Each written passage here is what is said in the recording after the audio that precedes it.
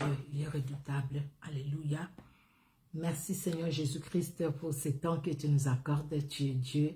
Aucun Dieu ne peut s'égaler à toi. Alléluia. Merci le roi des gloires. Alléluia. Nous allons, bien aimés dans le Seigneur, partager la vidéo et nous allons commencer ce temps. Nous allons ensemble ouvrir les Saintes Écritures et nous allons ensemble louer notre Dieu. Alléluia. Que Dieu soit honoré. Alléluia. Merci Seigneur Jésus-Christ de Nazareth. Tu es saint et tu es redoutable. Aucun Dieu ne peut s'égaler à toi. Aucun Dieu ne peut se comparer à ce grand Dieu. Je vais mettre ma Bible là-bas. Voilà. Et je vais partager. J'espère que ça va quand même là. J'espère par la grâce de Dieu. Bonsoir, bonsoir, bonsoir, bien-aimés. Notre Dieu est redoutable. Alléluia. Notre Dieu est merveilleux. Notre Dieu est puissant. Il est vivant. Alléluia. Il est vivant, il est vivant, il est ressuscité. Jésus-Christ est ressuscité. Jésus-Christ est vivant. Merci Seigneur Jésus-Christ de Nazareth. Alléluia, alléluia, alléluia. Gloire au Seigneur. Qui est Dieu si ce n'est l'Éternel? Qui est un rocher si ce n'est notre Dieu? Si ce n'est notre Dieu, c'est lui qui est là avec nous, c'est lui qui nous garde, c'est lui qui nous protège. Jésus-Christ de Nazareth. Alléluia. Tu es Seigneur et tu es bon Jésus. Et c'est une joie pour nous d'être dans ta sainte présence. N'est-ce pas bien-aimé dans le Seigneur que c'est une joie d'être dans la sainte présence de notre Dieu? Alléluia. Bonsoir, bonsoir. Que Dieu bénisse tout un chacun, bien-aimé dans le Seigneur. Notre Dieu est redoutable. Amen, amen, amen.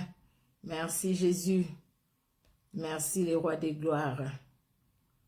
Ta fidélité, elle est grande. Ta bonté, Seigneur, est très grande. Alléluia. Moi, je partage dans quelques groupes, tout simplement. Et puis après, nous allons commencer ces moments de prière. Nous allons commencer ces moments de prière. Merci, le roi des gloires. Tu es Dieu, tu es redoutable, tu es vivant et tu es puissant. Alléluia. Merci pour la vie, merci pour le salut, merci pour les tombeaux. Merci Seigneur Jésus-Christ de Nazareth. Alléluia.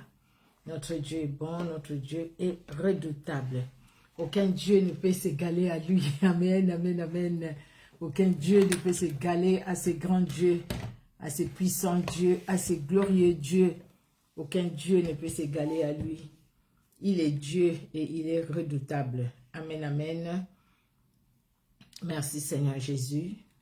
Merci le roi des gloires. Merci l'incomparable. Alléluia. Merci Jésus pour ta fidélité, pour ta bonté, pour ton amour. Tu es Dieu. Alléluia. Merci Seigneur. Jésus de Nazareth. Merci le roi des gloires. Alléluia. Merci Seigneur Dieu d'amour. Tu es le Dieu qui garde et qui protège.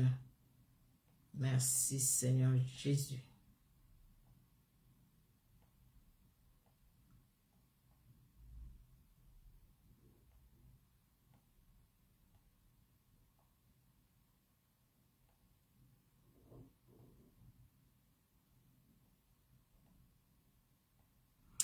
Alléluia.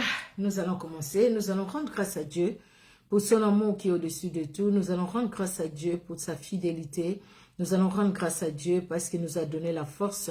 Après cette semaine où nous avons passé ensemble depuis jeudi, vendredi, samedi, nous étions ensemble. Hier, dimanche, nous sommes allés dans nos églises. Et aujourd'hui encore, ce soir, lundi, le Seigneur permet que nous soyons ensemble, que l'honneur monte à lui. Tu es notre Dieu, tu es notre roi. pardonnez-moi. Tu es celui qui nous donne le souffle de vie, Seigneur. Si nous pouvons encore nous tenir ce soir dans ta présence, c'est par ta grâce éternelle. Tu nous as accordé ta grâce et tes bontés, tu les as renouvelées encore ce matin. Et même à ce moment, tu as renouvelé tes bontés pour nous, éternel. Je viens, Seigneur, recommander ces temps à toi. Je viens recommander tout un chacun à toi. Éternel Dieu de gloire, vois mon frère, vois ma soeur, vois, Seigneur Dieu d'amour, toute personne qui va se connecter en direct, toute personne qui va se connecter en différé, que ce soit sur Facebook, sur YouTube, quand nous allons partager cette vidéo. Éternel Dieu souverain, étends ta main puissante. Dans nos familles, Jésus, étends ta main puissante. Merci pour l'œuvre de Golgotha.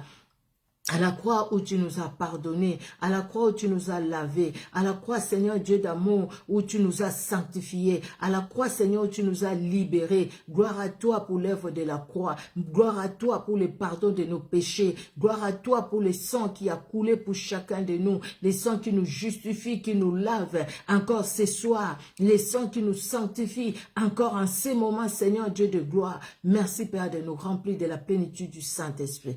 Que le Saint-Esprit prenne la direction de ces moments. Nous éloignons de nous tout ce qui ne confesse pas le nom de Jésus-Christ au nom de Jésus. Nous sanctifions ces moments, nous sanctifions ces lieux, nous sanctifions là où se trouve tout un chacun qui se connecte dans ces lives. Même en différé, Jésus-Christ règne car tu es Dieu.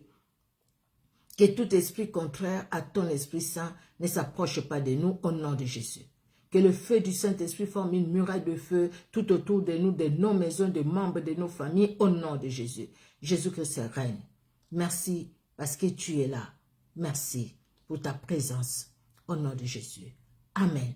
Amen, amen. Que Dieu dans son amour vous bénisse. Bonsoir, bonsoir bien-aimés. C'est vraiment une grande joie pour nous d'être encore là ce soir. Vraiment une grande joie. Alors, nous avons parlé tous ces lundis qui sont passés là, même les jours où nous avions fait notre jeûne et prière, qu'on a fini samedi. Nous avions vu cet homme qui était malade, la Bible dit, pendant 38 ans, au bord de la piscine de Bethsaïda. Il n'avait personne pour le jeter dans l'eau. L'ange venait agiter l'eau. Mais lui, il pouvait pas. Peut-être qu'il était paralytique, peut-être, mais il ne pouvait pas. Il ne pouvait pas s'élever. Mais on nous parle de paralytiques. Il y avait des paralytiques, il y avait beaucoup de malades. Mais pendant 38 ans, il est resté malade. Mais Jésus-Christ est bon.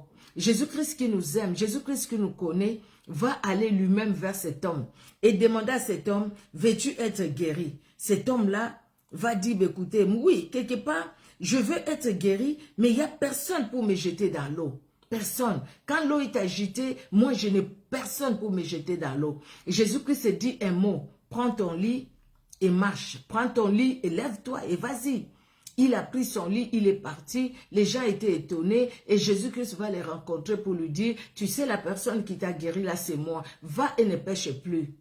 Jésus-Christ est bon. Nous avons parlé de ces fous de Gadara. Ces fous-là, c'est Jésus-Christ qui est allé vers les fous. Jésus-Christ est allé passer par Gadara. Il était avec les disciples, il les a enseignés. Mais il dit aux disciples, allons, traversons, allons de l'autre côté. Parce que les disciples devraient voir encore, il voulait leur enseigner encore d'autres choses. Et voilà les fous de Gadara. Il était là, il ne connaissait pas le Seigneur Jésus-Christ. Peut-être qu'il a entendu parler du Seigneur Jésus, mais il était tellement habité par les démons. Il était tellement habité par une légion de démons. Une légion, c'est-à-dire il y a plusieurs démons, des milliers de démons. Bien-aimé dans le Seigneur, Jésus-Christ a juste parlé. Il a chassé ses esprits impurs pour que cet homme-là se retrouve vêtu et dans les bons sens. Nous avons parlé de Pierre, qui est allé pêcher pendant toute la nuit, qui n'a rien trouvé. Mais sur la parole de Jésus-Christ, il a jeté les filets et Pierre a pu pêcher beaucoup de poissons. La Bible nous dit que les filets se rompaient. Il y avait tellement beaucoup de poissons. Et nous avons parlé de Lazare. Cet homme qui était malade, cet homme que Jésus-Christ aimait, cet homme dont ses sœurs aimer Jésus-Christ aussi. Cet homme qui passait même chez eux, parce que Luc 10 nous parle de cet homme qui passait chez eux, Jésus-Christ. Et ces jours-là, Marthe est occupée à diverses occupations pour faire à manger, pour préparer la table et tout, mais Marie est restée au pied de Jésus à apprendre. Ils ont envoyé appeler Jésus. Jésus-Christ ne s'est pas déplacé tout de suite. Mais Jésus-Christ est arrivé parce qu'il voulait que sa gloire se révèle. La gloire de Dieu s'est révélée. Lazare est sorti du tombeau. Lazare est sorti du tombeau. Lazare est retourné dans sa famille. Et nous avions voulu aussi que tout ce que nous avions perdu, tout ce qui a été enterré de nous, sorte de l'endroit où on les a enterrés. Si c'est dans un puits, qu'ils sortent comme Daniel est sorti. Si c'est dans un feu, qu'ils sortent comme Shadrach, Meshach, Abed-Nego est sorti. Si c'est juste pour nous faire peur, qu'ils soient calcinés, qu'ils tombent comme Goliath est tombé. Si c'est un blocage devant de nous, que ça tombe comme la muraille de Jéricho. Si c'est quelque part où on ne peut pas passer parce que tout est bloqué derrière nous, à gauche, à droite, devant, que le chemin s'effraie et nous ayons la route que nous puissions passer, comme les enfants d'Israël sont passés au travers de la mer rouge à sec. Bien aimés, aujourd'hui nous avons l'histoire d'une femme, mais moi je veux que nous puissions réfléchir ensemble. Réfléchissons ensemble. Bon, vous êtes là, vous me voyez, vous me suivez, mais vous pouvez quand même commenter. Et par vos commentaires, ça sera aussi une façon de réfléchir ensemble.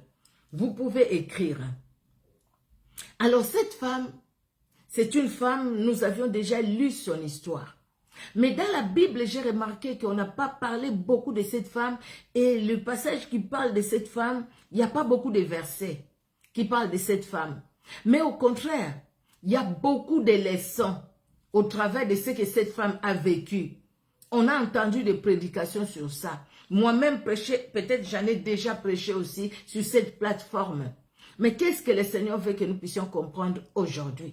Quelle démarche devrions-nous faire pour que nous puissions vivre aussi les miracles que cette femme a vécu? Afin que la vie, que nous ne continuions plus à perdre la vie que Dieu nous a donnée. La vie, par la vie, nous voyons les saluts que le Seigneur nous a donnés.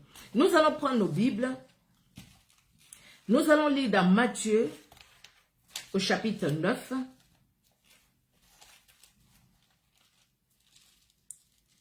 Alors, Matthieu, chapitre 9.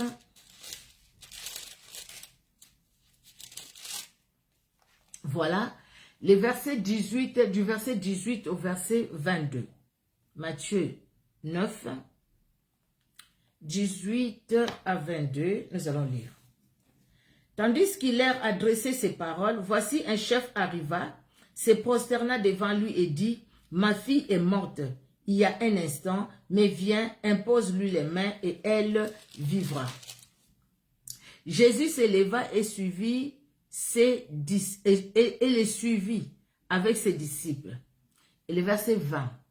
Et voici une femme atteinte d'une perte de sang depuis 12 ans, s'approchant par derrière et toucha les bords de son vêtement, car elle disait en elle-même, « Si je puis seulement toucher son vêtement, je serai guérie. » Jésus se retourna et dit en la voyant, « Prends courage ma fille, ta foi t'a guérie. » Et cette femme fut guérie à l'heure même. Alléluia. Et cette femme fut guérie à l'heure même. Et cette femme, c'est une femme qui souffrait d'hémorragie.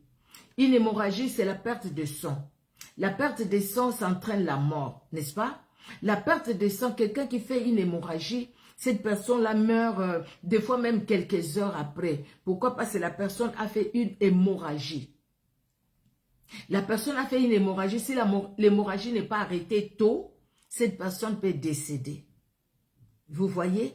Et cette femme, pendant 12 ans, et cette femme fait une hémorragie, une perte de sang.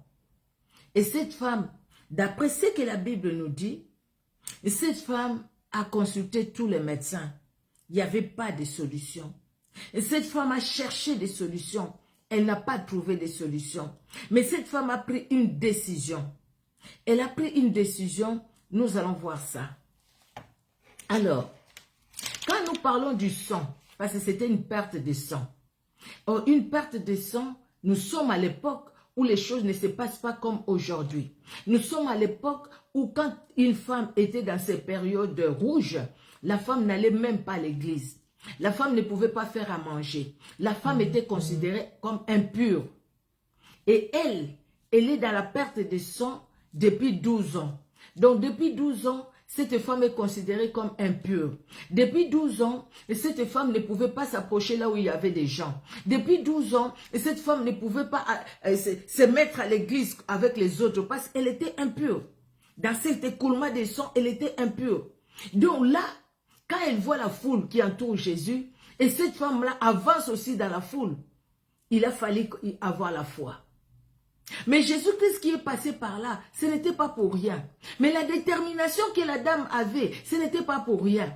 Parce que certaines choses, nous pouvons faire des choses sur cette terre bien-aimée. Mais quelque part, nous disons, bah, écoutez, non, ça ne dépendait pas de moi. Là, vraiment, il y a quelqu'un qui m'a poussé à le faire. Ça ne dépendait pas de moi. Si ça dépendait de moi, je ne serais même pas arrivé là-bas. Si ça dépendait de moi, j'allais même pas faire ce que j'ai fait. Quel courage, quelle force.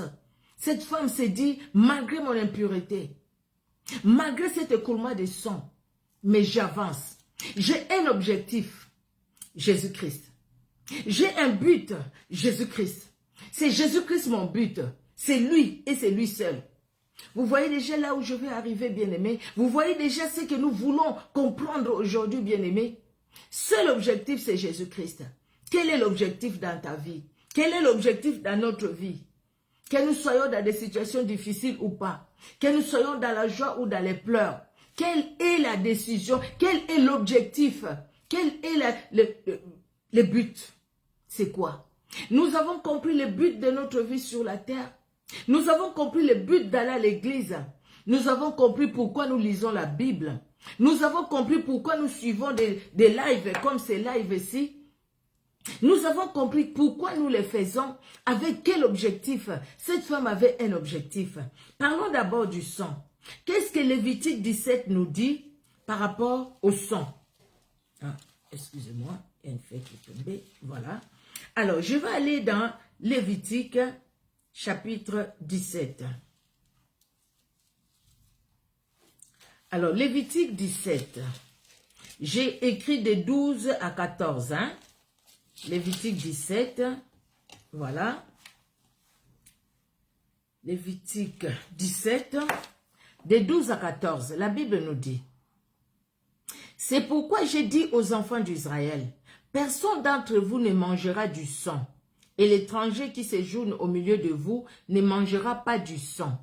Si quelqu'un des enfants d'Israël ou des étrangers qui séjournent au milieu d'eux prend à la chasse un animal ou un oiseau qui se mange, excusez-moi, pardonnez-moi, il en versera les sangs et les couvrira de poussière. Car l'âme de toute chair, c'est son sang. L'âme de toute chair, c'est son sang qui est en elle.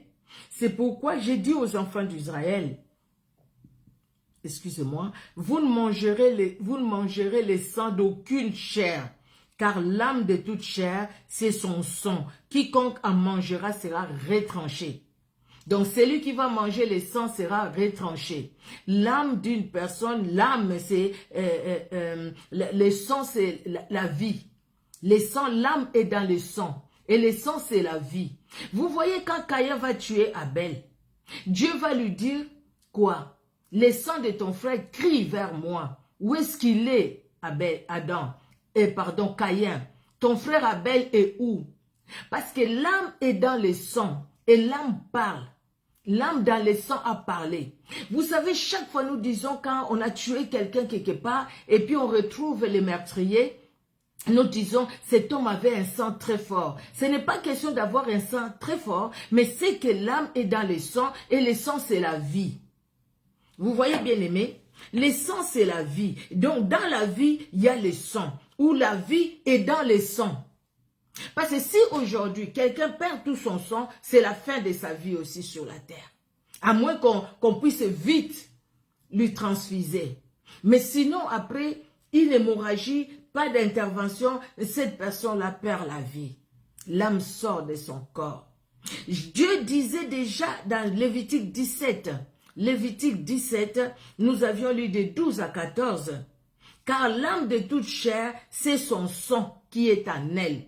Le sang qui est en nous, l'âme est dans le sang. Et dans le sang c'est la vie. Vous voyez bien aimés, pour que nous ayons la vie que nous avons aujourd'hui, vous et moi, il a fallu que Jésus-Christ fasse quoi? Il a fallu que Jésus-Christ verse son sang. Il n'y a pas de pardon de péché sans effusion de sang. Dans l'Ancien Testament, quand quelqu'un péchait, le souverain sacrificateur sacrifiait quoi? Du sang. Un animal et le sang coulait. Il faut que le sang coule pour le pardon. Jésus-Christ pour nous pardonner, Jésus-Christ pour nous sauver, pour nous donner sa vie à nous, il a versé son sang. Donc le sang a une grande importance. Aujourd'hui, nous parlons du sang de Jésus-Christ.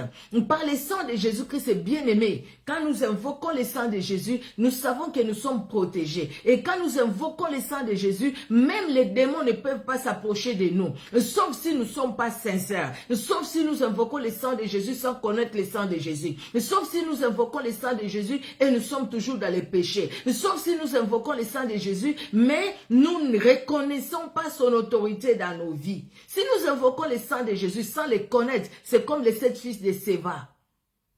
Paul, on les connaît, Jésus, on les connaît, mais vous, qui êtes-vous? Si on invoque le sang de Jésus-Christ sans connaître Jésus-Christ, c'est comme l'eau qu'on met sur le dos de canard.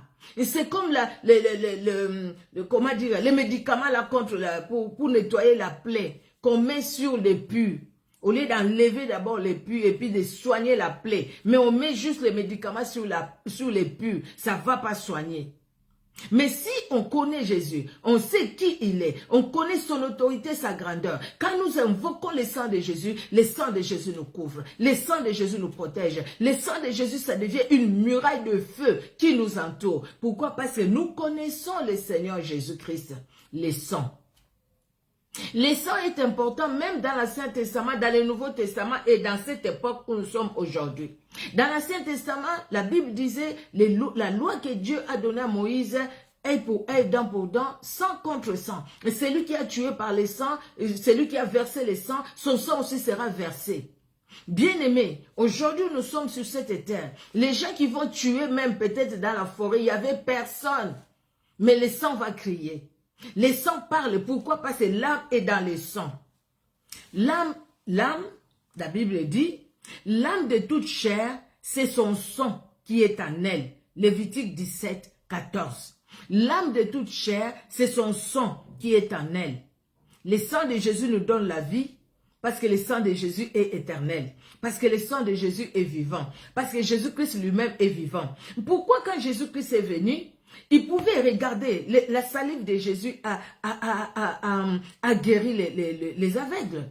Il y a des aveugles, Jésus-Christ a appliqué sur sa salive et ces aveugles-là, ils ont retrouvé la vue. Ils ont vu par sa salive, ils ont vu. Mais pourquoi il a fallu que le sang coule? Pourquoi Jésus-Christ va jusqu'au sang? Parce que dans l'âme de toute chair, c'est son sang, comme la Bible nous dit. C'est son sang qui est en elle. Et le sang que Jésus-Christ portait, ce n'était pas le sang comme toi, comme moi. C'est le sang éternel, c'est le sang du ciel. C'est le sang que Dieu lui-même a mis en elle. Ce n'était pas le sang qui venait de Marie ou de Joseph, mais le sang d'en haut. C'est pourquoi ce sang-là a le pouvoir jusqu'aujourd'hui de nous garder, de nous protéger. Vous voyez l'importance du sang. Alors nous retournons vers cette dame. Cette dame, elle fait l'hémorragie. La Bible nous dit pendant 12 ans, elle souffre. Elle connaît ses problèmes. Le sang coule. Le sang coule. Et cette dame va rencontrer les médecins. Les médecins ne peuvent rien faire. Vous voyez, si nous voyons que l'âme de toute personne, l'âme, c'est son sang en elle, donc l'âme de toute chair, c'est son sang en elle, quand cette femme va perdre le sang, donc, sur le plan physique, nous disons oui, les sangs coulés. Dieu, tu es capable de guérir comme tu as guéri cette femme à l'écoulement des sangs pendant 12 ans. Nous le disons même dans nos prières. Mais comprenons maintenant les sangs que cette femme est en train de perdre. C'est-à-dire cette femme est en train de perdre la vie. Parce que cette femme ne vivait plus. Et cette femme, même si les gens le voyaient, mais il n'avait plus le contact avec les autres. Et cette femme n'avait pas de solution à son problème. Et cette femme était malheureuse. Et cette femme marchait la tête courbée. Et cette femme n'avait plus de famille. N'avait même plus une vie de famille. Et cette femme avait perdu ses amis. Et cette femme avait perdu sa personnalité. Et cette femme, quel que soit ce qu'elle était, même si elle était, je ne sais pas, ministre à l'époque là de Jésus, quel que soit ce que cette femme-là était, elle avait beaucoup d'argent parce que la Bible nous dit qu'elle a perdu tout l'argent qu'elle avait en allant voir des médecins.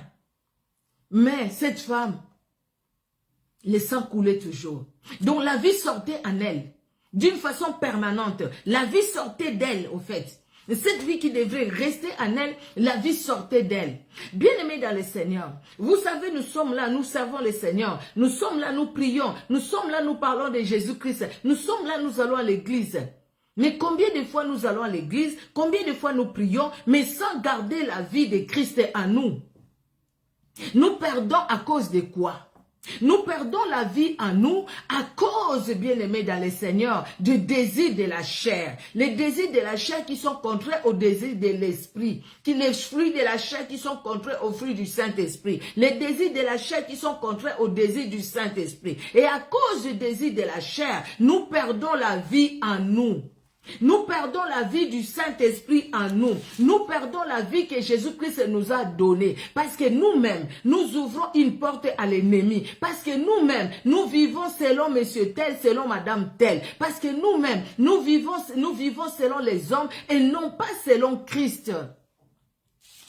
J'étais en train de suivre quelque chose. Je parlais avec une sœur qui est là aussi. Je la vois, elle est là. Tout à l'heure, il n'y a pas très longtemps, on a parlé ensemble au téléphone. Vous voyez, il y a des choses vraiment qui se passent sur cette terre. Et combien de fois nous perdons la vie de Christ en nous. Christ nous a donné la vie et nous choisissons la mort. Jésus-Christ dit, voilà, j'ai mis devant vous la mort et la vie, mais choisissez la vie. J'ai mis devant vous la bénédiction et la malédiction. Choisissez la bénédiction. Afin que vous puissiez vivre, vous et vos familles. Afin que vous puissiez avoir la vie que je vous donne. Jésus-Christ nous donne la vie. Bien aimé comme Jésus-Christ a donné la vie à cette femme. Et cette femme a perdu sa vie. C'était du jour au jour. Cette femme perdait petit à petit. Et cette femme pouvait même mourir. Elle pouvait mourir. Et toi et moi, combien de fois nous perdons la vie de Christ en nous à cause du péché, à cause des choses de ce monde. Il y a des choses qui se passent aujourd'hui, mais c'est des choses incroyables. Incroyables, on ne peut vraiment pas comprendre. Comment est-ce que l'homme que Dieu a créé à son image et à sa ressemblance est arrivé à ce niveau-là? Comment ça? Comment ça? On se pose la question. On se dit ce n'est pas possible. Nous voyons des vidéos qui circulent, pas des vidéos de nudité, mais des vidéos qui circulent avec des messages. Nous voyons certains qui se disent, entre guillemets, hommes de Dieu, qui sont très connus aussi, mais qui font des choses, on se dit, mon Dieu, c'est pas possible. Quand je vois un monsieur qui dit, moi l'église, c'est fini avec l'église. Pourquoi? Parce que ce monsieur, il a besoin de se marier, mais il n'a pas de moyens. Il prie Dieu pour que Dieu lui donne une épouse. Dieu est Dieu. Il fait ce qu'il fait à son temps. Son pasteur, son mentor. C'est la personne qu'il considère. Il considère cet homme-là. Il les considère. Le pasteur lui dit, écoute, tu sais, il y a telle sœur. Elle est belle, elle est bien. Mais écoute, tu peux l'épouser. Le frère regarde, la sœur n'est pas mal. Non, la sœur est bien. Et c'est le pasteur qui les met en contact. Les frères acceptent parce que c'est mon père dans la foi. C'est lui qui me parle de cette soeur qui est à l'église avant moi, qui la connaît. Et les jeunes, je suis jeune, mais écoutez, il n'y a pas de problème. Les frères acceptent cette soeur-là. Le frère ne sait rien. Et le pasteur dit, ne t'en fais pas. Même si tu n'as pas de moyens, mon épouse et moi, nous allons tout faire pour vous. Et son épouse et elle, ils ont tout fait. Et le pasteur lui dit, écoutez, pendant votre fiançailles, ne faites pas de longues fiançailles. Mais pendant votre fiançailles, surtout la Bible interdit l'impudicité. Ne faites pas la fornication. Craignez Dieu. Les frères donnent sa parole, je vais craindre Dieu. La femme dit, oui, pasteur, nous allons craindre Dieu. Et ils ont fait la fiançailles 2 mois. 2 mois de fiançailles. Et puis, le mariage a eu lieu à l'église. Tout a été organisé par le pasteur et son épouse. Le pasteur est marié avec son épouse. Et puis, ils sont allés dans leur maison. Après, bouf, la femme est enceinte. L'homme dit, c'est une joie. Il est content parce que sa femme a tout de suite eu la grossesse. Et puis, bon, ok, il faut qu'on commence, il faut aller voir le médecin pour voir si l'enfant se porte bien et tout ça. Ils arrivent à l'hôpital comme ça. Non, la femme est enceinte. C'était 4 mois, le 3e mois, déjà le 2e mois, l'homme constate que la femme est enceinte. Quand ils sont allés, ils ont fait 2 mois ensemble. Les médecins disent, écoutez, la grossesse c'est de 4 mois. Les garçons disent non. Nous, on vient à peine de se marier. Comment est-ce que tu peux avoir une grossesse de 4 mois? On s'est marié et que ça fait 2 mois qu'on est ensemble. Oh non, les médecins, des fois, ils se trompent. L'échographie se trompe. On va attendre le mois prochain. Les mois prochains, ils vont comme ça. Il y a toujours 1 mois d'avance. 2 mois d'avance. Les messieurs disent, mais non, c'est pas normal. Et là, la femme qui dit, non, c'est que l'échographie s'est trompée. On va attendre encore. On va attendre le mois prochain. Les mois prochains, ils sont allés comme ça et là, c'était 4 mois qu'ils étaient ensemble. La grossesse était de 6 mois. Et comme il ne comprenait pas, il va voir le pasteur. Il dit au pasteur, je ne comprends pas. Ma femme, on vient de se marier. Pendant les 2 mois de fiançailles, on sait même pas, on se voyait que à l'église, pas en dehors de l'église. Je ne l'ai pas connue, cette femme. Maintenant, 4 mois que nous sommes ensemble, sa grossesse est de 6 mois. Le pasteur lui dit, tu sais, il faut croire au miracle. C'est Dieu qui a fait un miracle pour que la grossesse soit de 6 mois. C'est un miracle. Donc, accepte ça. Ne fais pas de problème, accepte ça. Attends que ta femme accouche, tout ça, tout ça. Accepte ça. Et mais cet homme a dit, non, non, non, moi je ne comprends pas. Il est allé chercher les hommes de Dieu, d'autres hommes de Dieu.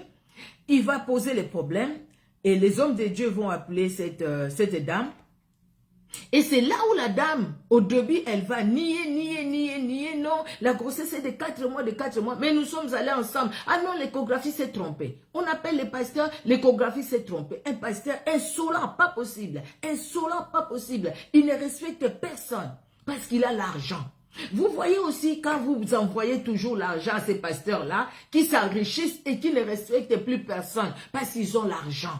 À cause des consultations prophétiques. Chez lui aussi, il y a des consultations prophétiques. Tu ne peux pas les voir si tu n'as pas payé à la secrétaire. Et c'est cette dame-là qui était la secrétaire qui recevait tout l'argent. Et les pasteurs aussi lui donnaient l'argent. Et après, la fille, elle va craquer, elle va dire la vérité. La vérité, c'est quoi? Depuis longtemps, elle est avec les pasteurs. Mais pourquoi les pasteurs n'étaient pas épousés? Non, ils ne voulaient pas m'épouser parce qu'elle, c'est la femme du ministère. Et ils ont fait des avortements. Cette fois-ci, la fille a dit non, moi je ne veux plus avorter. Le pasteur a dit, écoutez, je vois un frère là à l'église qui est très calme. Ce frère-là n'est pas marié. Comme ça, je vais vous mettre en contact, vous allez vous marier, après tu diras que c'est la grossesse du frère. Mais sauf qu'il a oublié que pendant les 2 mois de fiançailles, il leur a dit de ne pas se connaître. Vous voyez, ça au fait, c'est appeler la mort au lieu de rester dans la vie que Jésus-Christ nous a donnée. Là, c'est dire à la mort de venir vous visiter. Là, cet homme, il a lui-même appelé la mort.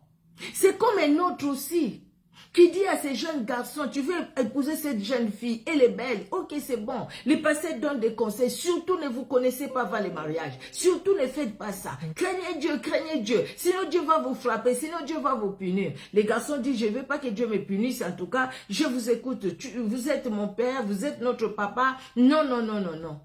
Mais sauf qu'un jour, pendant qu'ils sont entrés, ils ont préparé tout pour le mariage, tout. Bon, le pasteur va venir prier pour tout ce qu'on a acheté pour le mariage, pour la dot.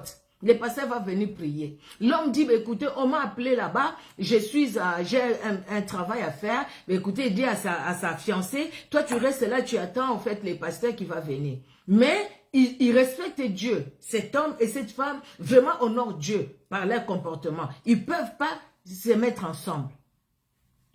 Et l'homme est parti, sauf que là où il est parti, il a fini un peu tôt, ce qu'il devrait faire. Il retourne chez lui, qu'est-ce qu'il voit? Il ouvre la porte, la femme n'a même pas entendu que son fiancé ouvrait la porte. Il va trouver sa fiancée et le pasteur là, en flagrant délit d'adultère. Maintenant, il pose la question, mais pasteur, toi qui nous dis de ne pas nous connaître, pourquoi tu fais ça? Parce que la fille sortait déjà avec ces prophètes-là. Il voulait juste couvrir les choses. Ah non, et puis la bouche, il parle. Hein. Il dit non, je voulais la délivrer des maris de nuit. Vous voyez, au fait, ça, c'est appeler la mort là où la vie est. Craignons Dieu. Cette femme haïe, c'était un problème. Spirituellement bien aimée dans le Seigneur, cette femme était en train de perdre sa vie parce que le sang coulait. Il y avait l'écoulement de sang. Et le sang, c'est la vie. Bien aimé, l'âme est dans le sang. Et le sang, c'est la vie. Et le sang parle, et le sang crie. Le sang de Jésus crie encore aujourd'hui. Le sang d'Abel a crié une fois pour que son frère soit puni. Le sang de Jésus crie pour notre libération. Et perdre la vie, bien aimé, c'est perdre la vie que Jésus-Christ nous a donnée. Sur cette terre, nous pouvons marcher, mais spirituellement, on est déjà mort. Spirituellement, on est dans l'écoulement de sang. Pendant des années. Ça fait combien d'années que tu perds la vie que Christ t'a donnée? Tu vas rester comme ça, mais tu vas mourir. Tu vas mourir. Spirituellement, tu es séparé de Dieu. Maintenant qu'il y a encore la grâce, saisis la grâce de Dieu pour que tu reviennes sur les pas de Jésus, pour que tu reviennes chercher la face de Jésus-Christ de Nazareth. Sinon, tu vas tout droit dans la mort spirituelle. Déjà, la séparation avec Dieu, c'est la mort spirituelle. Et si tu persévères dans ce mal, en perdant toujours la vie de Christ, à cause de la mauvaise vie, à cause des mauvaises pratiques, à cause de l'envie, de la jalousie, à cause de toutes les mauvaises choses, combien de jeunes garçons par envie, excusez-moi, ils sont allés voir des féticheurs, par envie, tout simplement, ils voulaient avoir l'argent. Il voulait, on a suivi même un jeune homme qui voulait même sacrifier ses parents parce qu'il veut qu'il soit connu dans la musique mondaine, qu'il soit connu à cause de ça. On lui pose la question, le monsieur là lui dit, tu sais ce que tu es en train de chercher. Et pourtant le monsieur là est dans les sciences occultes. Mais il voit un gamin de 15 ans qui dit, écoutez, moi je veux connaître du succès. Mais tu sais que le succès là, il y a un prix à payer. Oui, je suis prêt. Même si on te demande de sacrifier ton père et ta mère. Il dit oui. Je pense que vous avez suivi ça. Et je pense que ça circulait cette vidéo-là sur les réseaux sociaux. Ce jeune homme dit oui. Et le monsieur qui dit c'est incroyable. Et puis le jeune homme a coupé le téléphone parce qu'il a compris vraiment que ce monsieur-là ne voulait pas ce qu'il faisait. Et pourtant, il est occultiste, il pouvait accepter qu'il le fasse, mais il enregistrait ça. Comment même les jeunes vont se vendre? Comment même les jeunes, ils sont dans l'écoulement de sang et ils ne savent pas que le fait que cette vie est en train de partir. La vie est en train de partir. La vie est en train de partir. La mort peut venir. Mais pour que la mort ne vienne pas, il faut faire comme cette femme. Il faut faire comme cette femme à l'écoulement de sang. Son nom n'est pas connu. Parce que cette femme, ça peut être toi, ça peut être moi. Cette femme, ça peut être toi, mon frère. Ça peut être toi aussi, ma soeur. Cette femme, ça peut être chacun de nous. Parce que nous avons le sang, l'âme est dans le sang que nous avons, le sang qui coule, le sang qui nous protège, le sang qui nous garde, la vie qui est à nous. Et cette vie-là, ne la perdons pas, parce que Jésus-Christ a payé cher pour que nous ayons la vie que nous avons aujourd'hui. Bien-aimés, afin que nous puissions vivre la vie éternelle. Mais si nous perdons la vie de Christ en nous, bien-aimés, l'enfer n'est pas loin. Le ciel existe et l'enfer aussi existe. Ne restez pas dans la mort spirituelle parce que Jésus-Christ t'aime. Ne restez pas dans la mort spirituelle à cause des biens matériels. Ne restez pas dans la mort spirituelle à cause des choses que nous allons laisser. Il y a des gens qui ont fait des pactes avec le diable. Ils ont eu beaucoup de biens sur cette terre. Mais après, ils sont morts. Et ces biens-là, on ne les a pas enterrés avec. Même si on les enterre avec, les gens ne craignent plus rien. Ils vont déterrer, ils vont tout prendre. Ils vont prendre même les bijoux qu'on met dans les corps des cadavres. Ils n'ont pas peur. Ils vont, ils prennent, ils volent et puis ils s'en vont. Ils commencent même à voler des croix pour aller les revendre. Pour faire quoi, je ne sais pas. Vous voyez? Donc, bien aimés dans le Seigneur, nous retournons sur l'histoire de cette femme. Et cette femme est dans l'écoulement de sang pendant 12 ans. Pendant 12 ans, cette femme perd sa vie. Pendant 12 ans, cette femme est faible.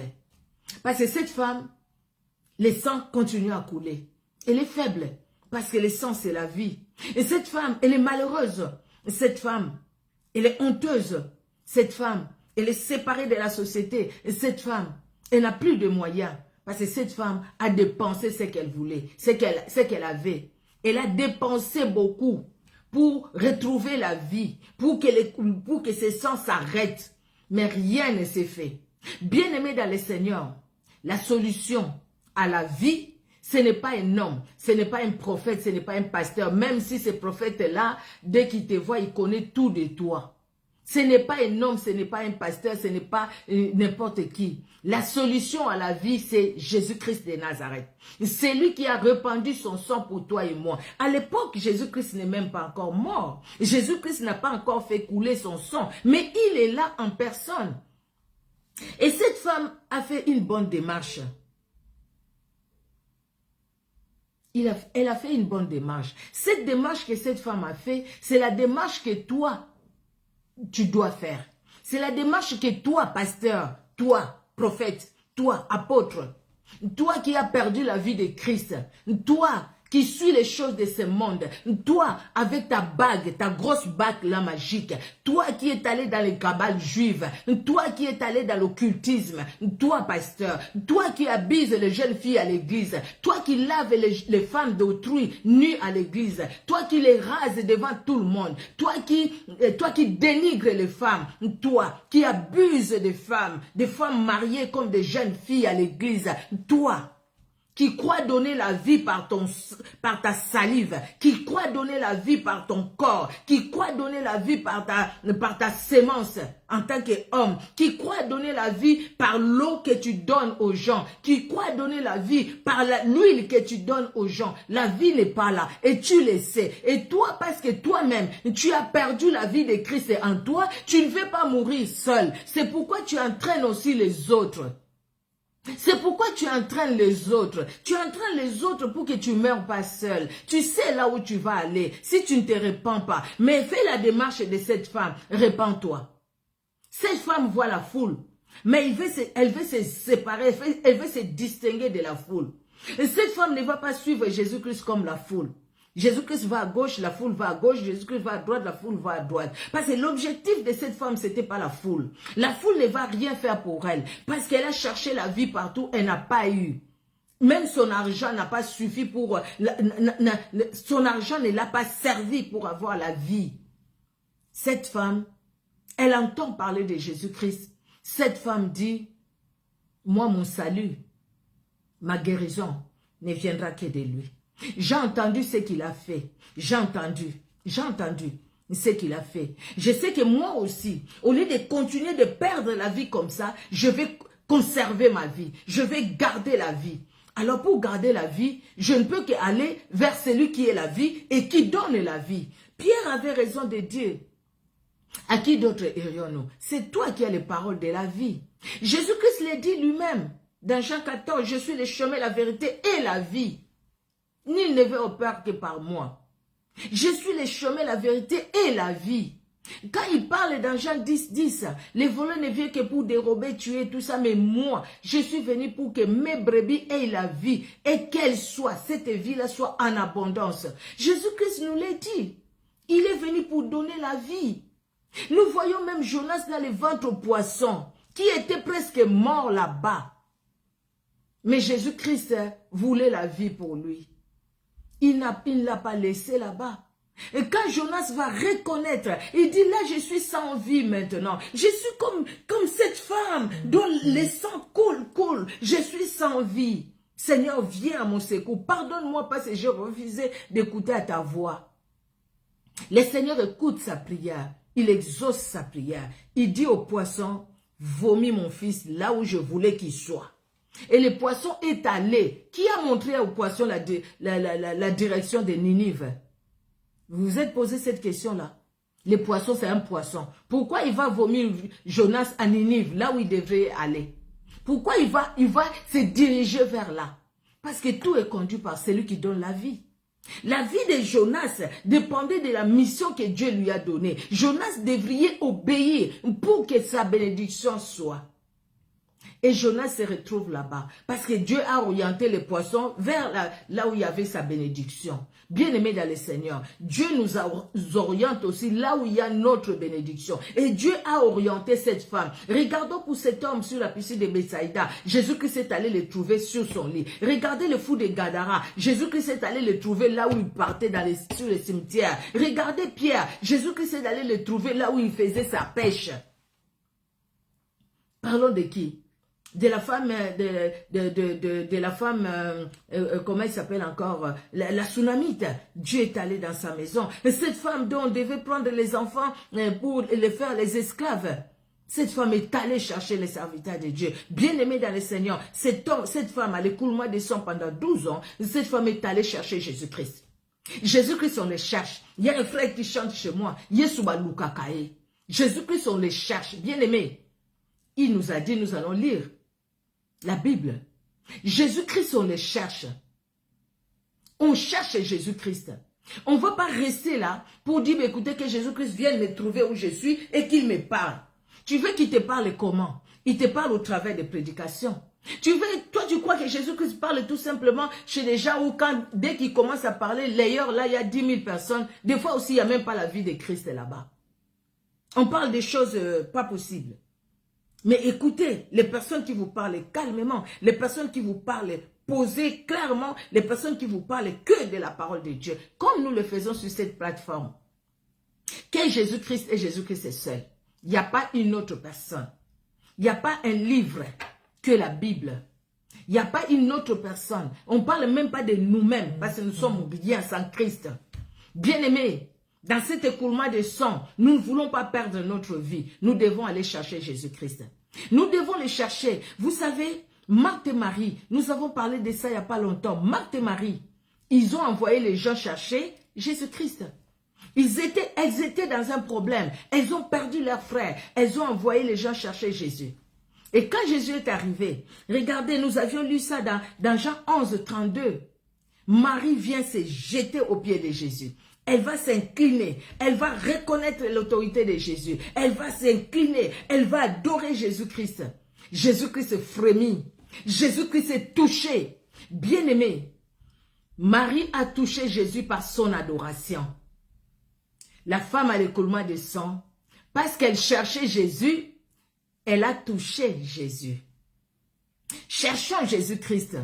Même s'il y a des gens, même s'il y a des lives, même s'il y a à l'église, nous partons. Dans nos ministères, nous partons. Bien-aimés, rien ne surpasse les temps d'intimité que nous avons avec Jésus-Christ. Rien ne surpasse, bien-aimés dans le Seigneur, l'intimité que nous avons avec Jésus-Christ et la crainte que nous avons de son nom. Écouter la parole, c'est bien. Obéir à Dieu, c'est mieux. Parce que si nous n'obéissons pas à Jésus-Christ, bien-aimé dans le Seigneur, qu'est-ce que nous allons faire? Qu'est-ce que nous faisons? Et celui qui écoute sans obéir, c'est comme quelqu'un qui s'est regardé dans le miroir, après il a oublié. Il oublie, il dit, est-ce que j'ai mis un tissu sur ma tête ou pas? Est-ce que j'ai mis un boucle d'oreille ou j'en ai mis deux?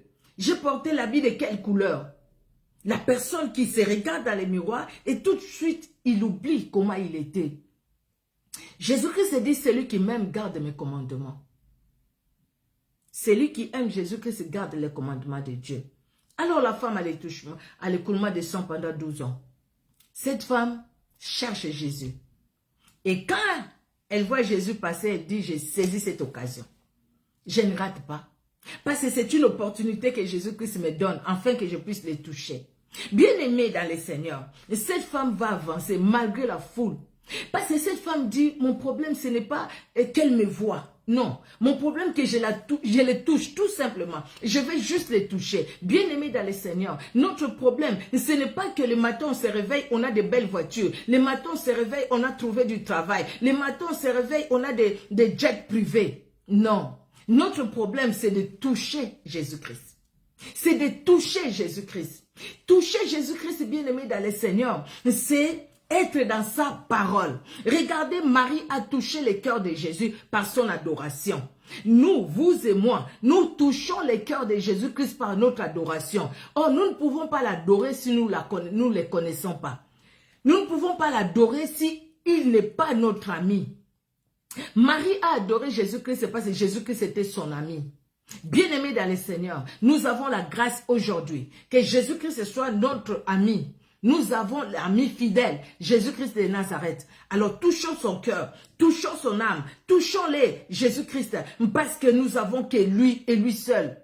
Seigneur, je veux te voir. Éternel, je sais que tu connais tout, mais je m'approche de toi. Dans des situations difficiles, même quand je n'arrive pas, même en marchant à quatre pattes, mais je viens te voir, je viens te chercher. Je sais que toi seul peux faire de grandes choses pour ma vie. Je sais que toi seul peux me libérer. Je sais que toi seul, Jésus-Christ de Nazareth, on touche le cœur de Dieu, on touche Jésus-Christ par la prière. On touche Jésus-Christ par des jeûnes et prières. On touche Jésus-Christ par la louange, par l'adoration. On touche Jésus-Christ par le temps que nous passons avec lui. Bien-aimés dans le Seigneur, le temps de la méditation de la parole, le temps de la prière, le temps que nous prions.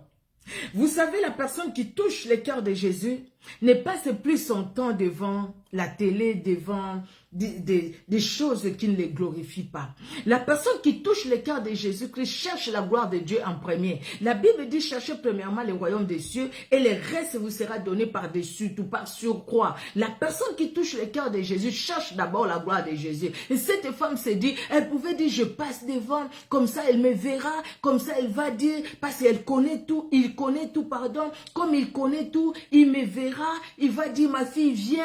Mais non, cette femme dit non. Moi, ce que j'ai besoin, juste les pans de sa robe. Toucher son habit. Toucher. Quand je vais toucher son habit, je sais que je serai guérie. Je le crois. Et cette femme avance avec assurance. Elle a la foi. Elle croit que Jésus-Christ voit tout. Même ce qui le touche derrière, Jésus-Christ le voit. Jésus-Christ voit tout autour de lui parce qu'il est omniprésent. Cette femme croit en l'omniprésence de Jésus. Cette femme croit en l'omnipotence de Jésus. Elle croit que Jésus-Christ est capable de tout.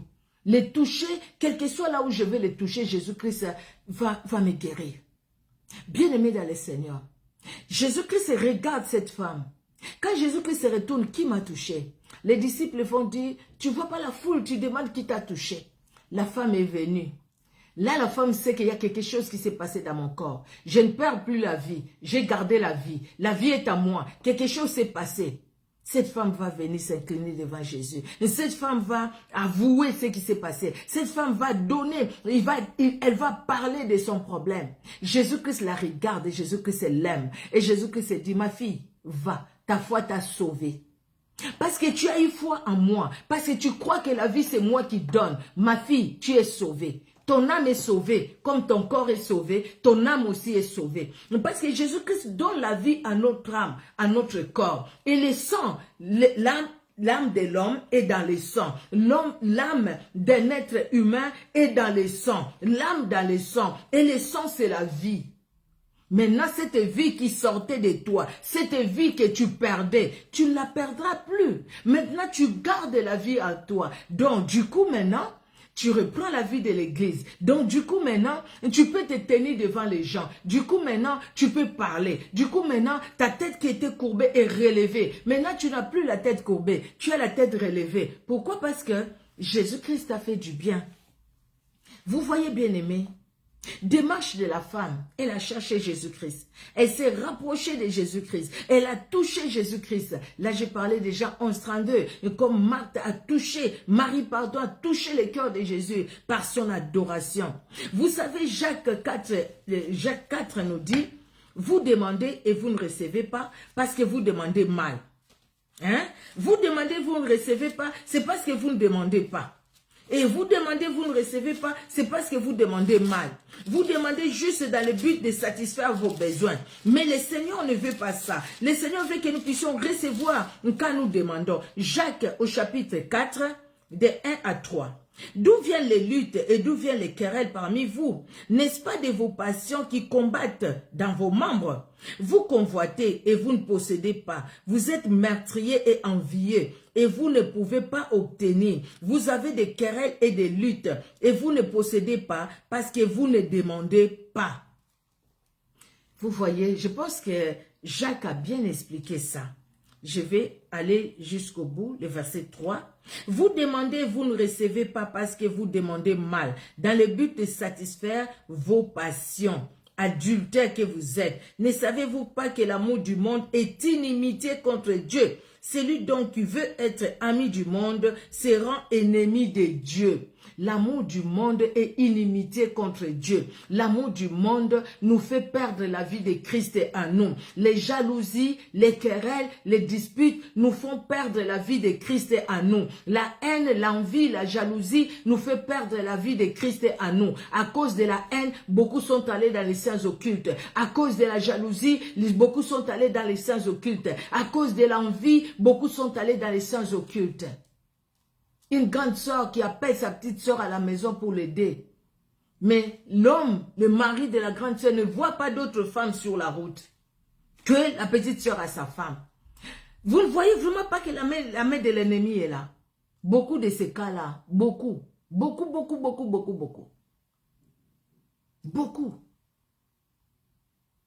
Quand vous entendez une femme qui se dit, je suis servante de Dieu, moi je prie vraiment beaucoup. Moi, même quand quelqu'un est malade, j'impose la main, la personne est guérie. Mais quand on pose la question, une autre question, cette femme-là dit, moi le désir de la chair par contre, pas possible. Je ne peux pas dormir une journée sans connaître un homme. Je ne peux pas. Et vraiment, vous ne pouvez pas. Non, je ne peux pas. Moi, c'est tous les jours, c'est tous les jours, c'est tous les jours. Mais entre-temps, tu te dis que tu es un servant de Dieu, tu pries beaucoup. Tu pries beaucoup. Du coup, quand son mari est malade à l'hôpital, qu'est-ce qu'il fait? Elle va avec les fils à son mari. Les fils à son mari, qui est au fait son fils. C'est pas possible. Mais c'est quelqu'un qui dit, je prie beaucoup. Vous voyez, à cause de ça, la vie de Christ, nous la perdons. Parce que nous devenons ennemis de la parole. Si on devient ennemi de la parole de Dieu, on devient ennemi de Dieu. Parce que Dieu, c'est la parole. Jésus-Christ, c'est la parole qui s'est fait chair, la parole qui est venue. Si on n'obéit pas à la parole de Dieu, on obéit à qui? On obéit à notre chair? On obéit à ça? Pardon, excusez-moi, je suis obligée de refuser cet appel-là, je vais rappeler après. On obéit à quoi? Mais la Bible nous demande, bien aimé, d'obéir au Seigneur. Et cette femme savait que ma vie, il n'y a que Jésus-Christ qui peut faire quelque chose. Et Jésus-Christ l'a fait. Vous demandez, vous ne recevez pas parce que vous demandez mal, dans le but de satisfaire vos passions. Vous êtes là, dans les mauvaises choses, et vous demandez. Regardons-nous. Et cette femme, si vraiment Jésus-Christ a laissé que cette femme arrive jusqu'à elle, Jésus-Christ a permis que les gens laissent la place à cette femme, que Jésus-Christ arrive, que cette femme arrive jusqu'à elle, parce que cette femme avait un cœur pour Dieu. Et cette femme, je crois vraiment sincèrement que cette femme aimait Dieu, mais le problème, elle n'avait pas encore fait une rencontre avec Jésus-Christ. Et Jésus-Christ a voulu qu'elle fasse une rencontre personnelle avec elle. Avec lui Jésus-Christ. Et c'est ce qui s'est passé, et c'était la guérison. Et c'était la guérison, et c'était la fin de la mort. Et la mort spirituelle, et la mort physique pour cette dame-là, pendant ces temps-là. Donc l'hémorragie qui pouvait l'amener à la mort ne pouvait plus. Parce que cette femme n'avait plus l'hémorragie. Et cette femme avait maintenant la tête haute. Elle ne pouvait plus marcher la tête basse comme elle marchait là. Elle ne pouvait plus fuir les gens. Parce qu'il n'y avait plus d'hémorragie. Jésus-Christ veut arrêter l'hémorragie spirituelle dans nos vies. Arrêter cette hémorragie qui nous empêche de s'approcher de lui. Arrêter cette hémorragie qui nous empêche de vivre la vie de Christ. Arrêter cette hémorragie qui nous empêche de vivre dans la sanctification. Vous voyez, bien aimés dans le Seigneur, que Jésus-Christ vienne à notre secours. Alors, dans Matthieu chapitre 7, nous allons nous limiter là-bas. Matthieu 7, nous connaissons ça. Hein? Ça, c'est tout le monde qui connaît. Matthieu 7, de 7 à 12. La Bible nous dit, « Demandez et l'on vous donnera. Cherchez et vous trouverez. Frappez et l'on vous ouvrira. Car quiconque demande reçoit, celui qui cherche trouve. Et l'on ouvre à celui qui frappe. Lequel de vous donnera une pierre à son fils s'il lui demande du pain? Ou s'il demande un poisson, lui donnera-t-il un serpent? Si donc méchant comme vous l'êtes, vous savez donner de bonnes choses à vos enfants, à combien plus forte raison votre Père qui est dans les cieux donnera-t-il de bonnes choses à ceux qui les lui demandent? » C'est clair. C'est la parole de Dieu. Jésus-Christ ne nous cache rien. Il nous dit que la vérité. Demandez et on vous donnera. Cherchez, vous trouverez. Cette femme a cherché, elle a trouvé. Cherchons aussi, bien-aimés dans le Seigneur. Même si on n'a pas les biens de ce monde, mais Dieu nous gardera dans la paix. Même si on n'a pas des millions, mais le peu que Dieu nous donnera, il nous gardera dans la paix, dans le peu qu'il nous donnera. À chaque jour suffit sa peine. Les oiseaux qui ne sèment ni ne moissonnent, Dieu prend soin d'eux. À plus forte raison, nous, si on n'a pas de millions, on n'a que un dollar. Dans les 1 dollar là qu'on aura, Dieu pourvoira de telle sorte que ces 1 dollar là nous donne la joie dans ce qu'on aura. On va se contenter de ce qu'on aura. Bien-aimés dans le Seigneur, ne regardons pas gauche à droite. C'est ce qui fait que beaucoup sont tombés très bas. Ils ont vendu leur âme au diable. À cause des biens de ce monde, ils ont perdu la vie. C'est des gens qui sont dans une grande hémorragie. Une grande hémorragie. Ces gens-là qui ont vendu leur âme, ils sont dans une grande hémorragie. Ils vivent sur cette terre. Des fois, ils se donnent la mort. Pourquoi ils vont se donner la mort? Parce que c'est des pactes qu'ils ont fait, des alliances qu'ils ont fait. Donc, ils n'ont pas la paix. Pendant que toi et moi, nous avons Christ, même si on n'a pas mangé depuis le matin, mais on a toujours la joie. Mais eux, ils n'ont pas cette joie-là. Bien-aimés dans le Seigneur, c'est la fin pour aujourd'hui. Que Jésus-Christ, dans son amour, nous garde. Je regardais si j'ai écrit encore autre chose. Non. Que Jésus-Christ, dans son amour, nous garde. Ces passages, ça m'a vraiment touché dans le cœur. J'ai dit, on va les partager. Je vais les partager, Seigneur Jésus. C'est un passage qu'on a déjà écouté. On a déjà écouté. Je ne sais pas comment on a écouté ça, mais chacun a déjà écouté ces passages bibliques. Mais pour aujourd'hui, le Seigneur veut que l'hémorragie s'arrête. Que l'hémorragie qui nous amène à la mort spirituelle s'arrête. Alléluia. Afin de vivre la gloire de Dieu. Nous parlons sur le plan spirituel. Bien-aimés, nous sommes des hommes et des femmes spirituels. Nous voyons notre vie spirituelle. Quand Jésus-Christ viendra, qu'il ne dise pas, éloigne-toi de moi, je ne t'ai jamais connu, toi qui commettais l'iniquité. Parce que tu as laissé l'hémorragie de péché en toi. Et l'hémorragie là t'a tué. Jésus-Christ dira, je ne t'ai jamais connu. Nous voulons que Jésus-Christ dise, bon et serviteur, bon et fidèle, servante, serviteur, tu as été fidèle dans peu de choses, je t'en confierai beaucoup. Viens dans les repos de ton maître. Parce que tu as su arrêter l'hémorragie. Parce que tu as compris que c'est Jésus qui donne la vie. Que l'hémorragie soit arrêtée. Au nom de Jésus-Christ de Nazareth, nous allons finir ce moment. Tu pries comme tu le sens. Tu pries comme tu le sens. Que Dieu conduise tout un chacun dans son amour. Merci Seigneur Jésus-Christ pour ta fidélité, pour ta bonté, pour ta paix. Merci Seigneur pour ce temps que tu nous as accordé. Nous te confions ces moments et te prions Seigneur Dieu de gloire d'aider tout un chacun de nous aider dans notre marche chrétienne, de nous aider dans notre croissance chrétienne, de nous aider dans notre épanouissement spirituel, de nous aider Seigneur Dieu de gloire, afin que nous restions attachés à toi. Toi, c'est le Dieu, toi, c'est le Seigneur. À toi l'honneur et la gloire, dans le nom puissant de Jésus-Christ de Nazareth. Amen. Amen, amen. Que Dieu, dans son amour, vous bénisse, bien-aimés. Nous nous donnons rendez-vous lundi prochain, par la grâce de Dieu, à la même heure, au même endroit. Que Dieu vous bénisse. Passez une excellente soirée. Au revoir. Connexion lente.